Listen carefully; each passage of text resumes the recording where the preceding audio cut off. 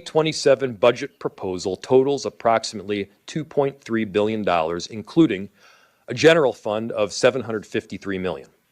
It proposes an 11.3% increase to the proposed tax levy, about $409 a year, or $34 a month for the median value homeowner. Second, we have cut 100 positions in our city government. But to be clear, we did not begin with layoffs. This is bad news. An 11.3% increase in the city's property tax levy as part of a $2.3 billion budget.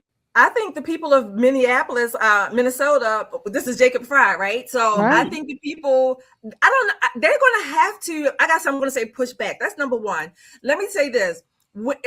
Property taxes, there's some discussion, I'll say, on social media now about property taxes in general being illegal. Okay, certainly, because once you pay for your property and you pay the taxes when you pay for it, why do you have to keep paying taxes on the same damn property? So it's sort of an incremental confiscation. All right, so we don't have the infrastructure, if you will, to even support the high taxes. By that, I mean, the infrastructure does not justify the taxes. We still have potholes, Mondami. We still have poor schools. Our police departments are underfunded and they are understaffed. Okay, so all of these other infrastructural pieces that the social contract is supposed to have, they're not there. That's number two. But number three, let me say this.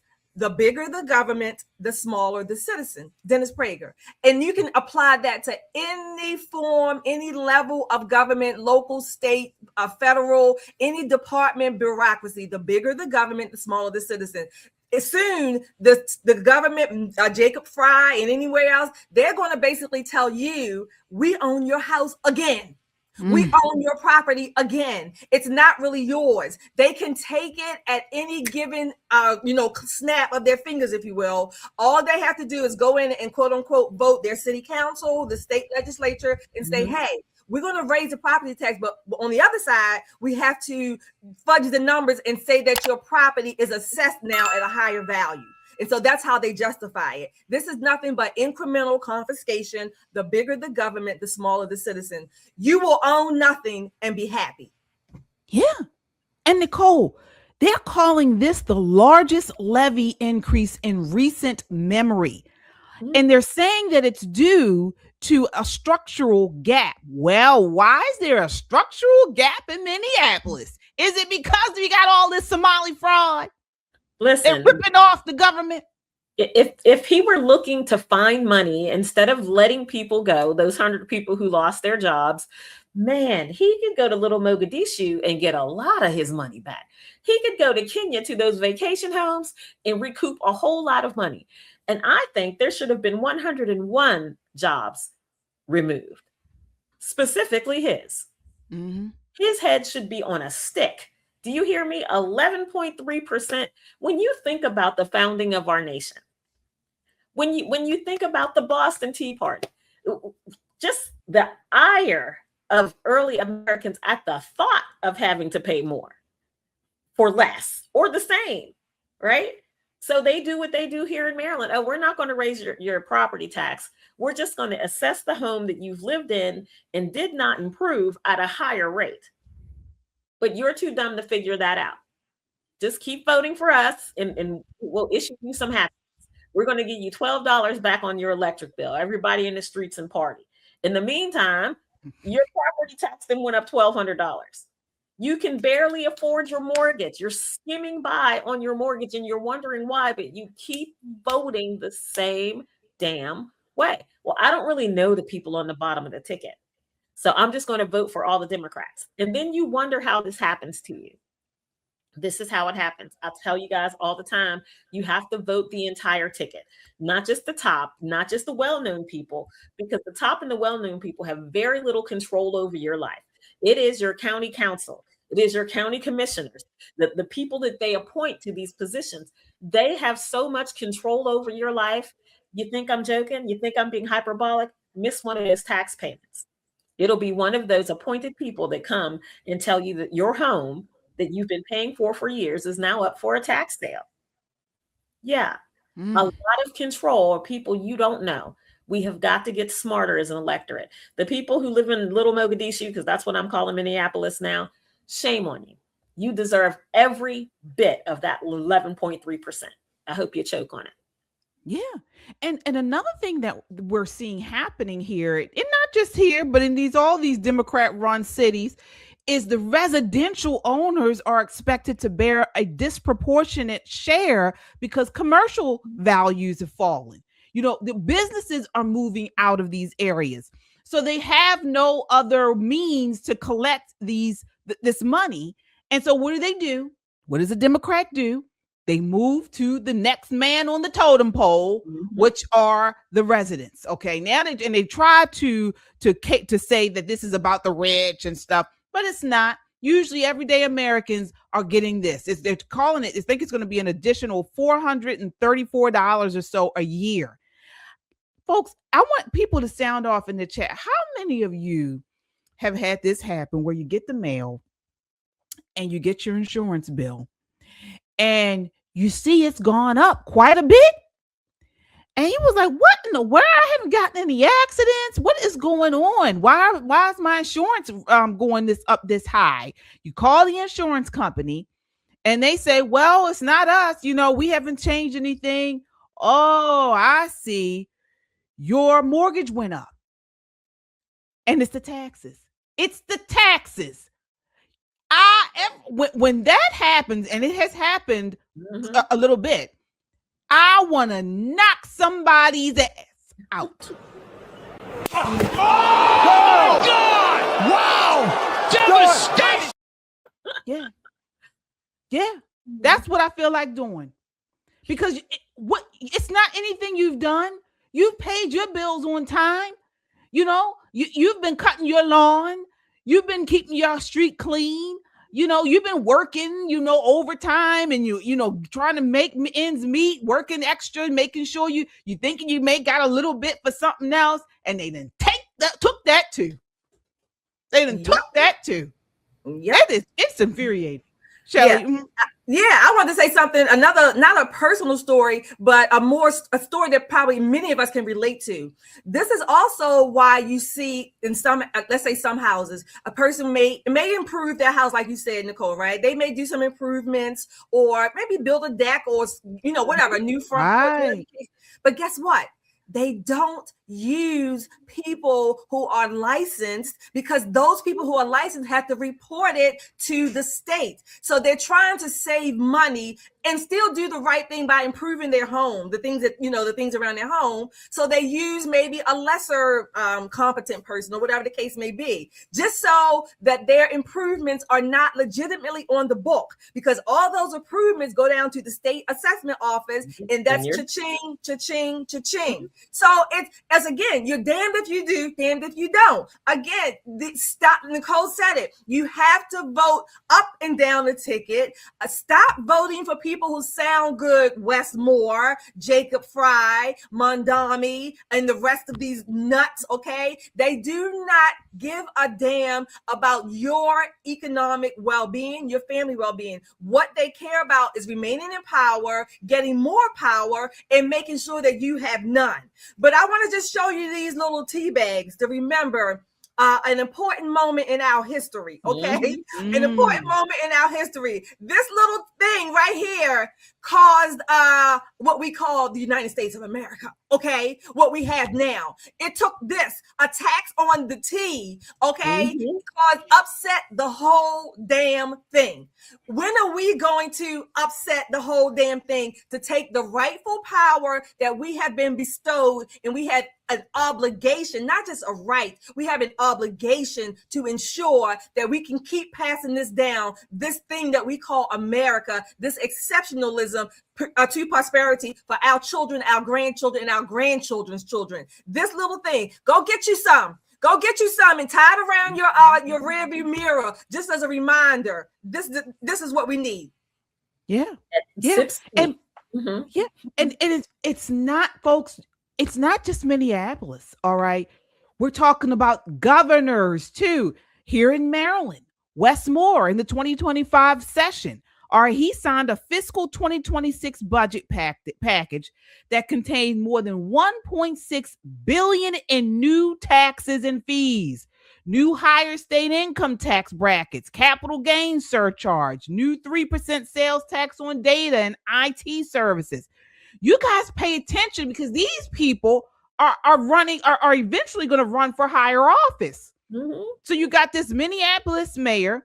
He's not the only one. Boston Mayor Michelle Wu. She increased residential property taxes. She set it to rise to 13.6 starting this year. Mm-hmm. It started in January. Okay. St. Paul, they proposed a 6.8% property tax. Okay, increase this August. This just happened.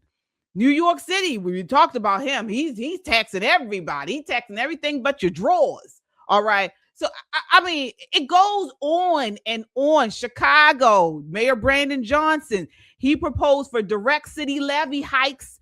But the city council rejected them. All right, there at least. But roughly a $500 million shift toward residential properties.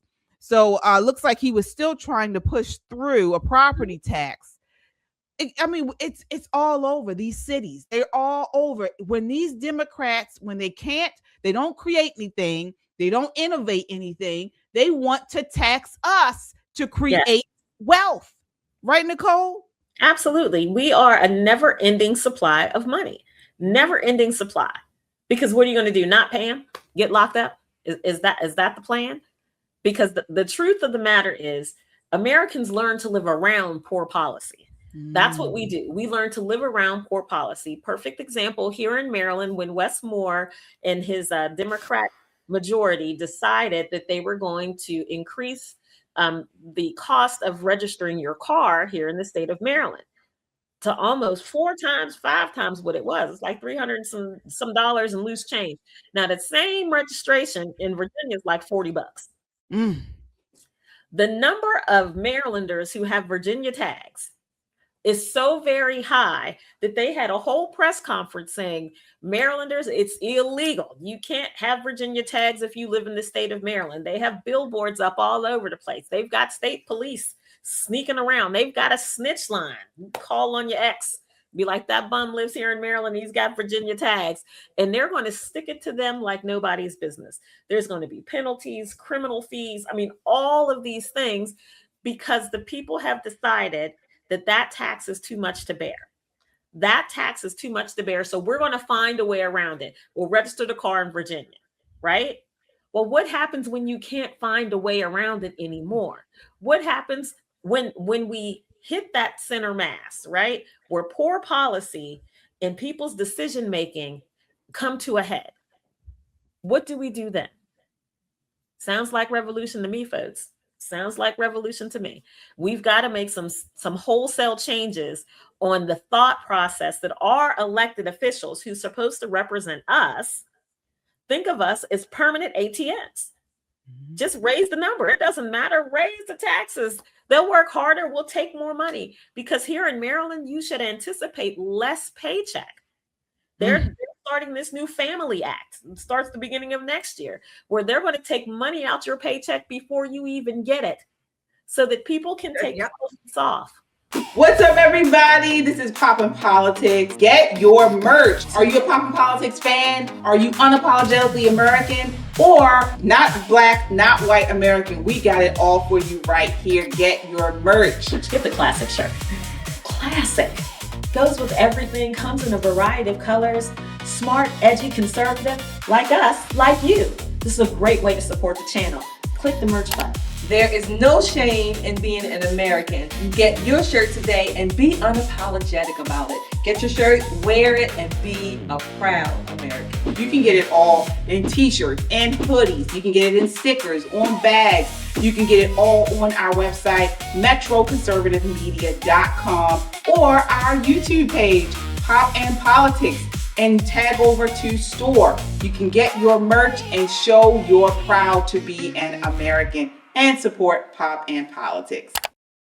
And add in today, Nicole, as far as Maryland, the digital tax that they were told was illegal, the court struck it down in Maryland, right? Yeah. But that digital tax is supposed to be funding, of course, everything's supposed to fund the blueprint. It's never funded, right? But that tax is supposed to fund the blueprint. So now that they cannot do it, of course they're going to appeal this decision. But right now they can't do it. Where do you think they're going to get that what do you call a structural gap from? Where are they going to fill it up from? Oh, listen, he Where? lost me. Listen, from taxpayers. He's going to shake us by our ankles yet again. Make no mistake. He'll figure out a way and be charitable with Marylanders' money. You know, in Washington, D.C., they had those kids who were supposed to be going to Howard, and something happened where they needed more money. Oh, right. Yeah. And he's like, oh, no, Maryland will help you. Yes. Yes. They're upside down. Yes. Marylanders can't even register their car in this city.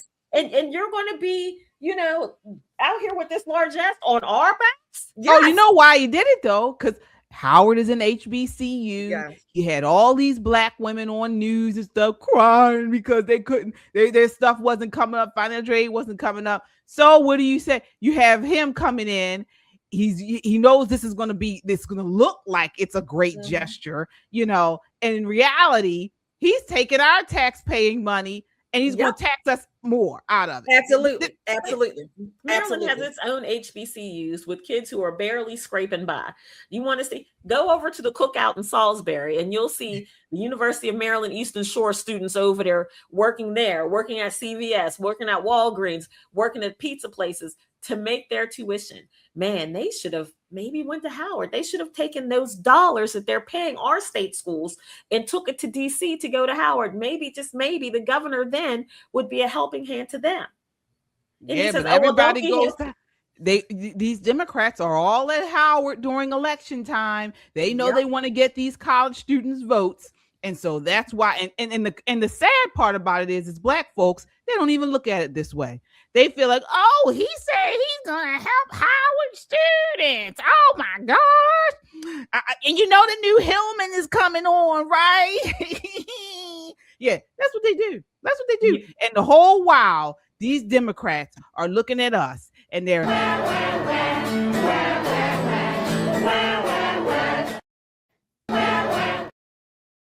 that's what they're doing. They're laughing at us. Over him. All the way to the bank. Can't get enough of poppin' politics? The conversation doesn't have to end here. Check out our next episode.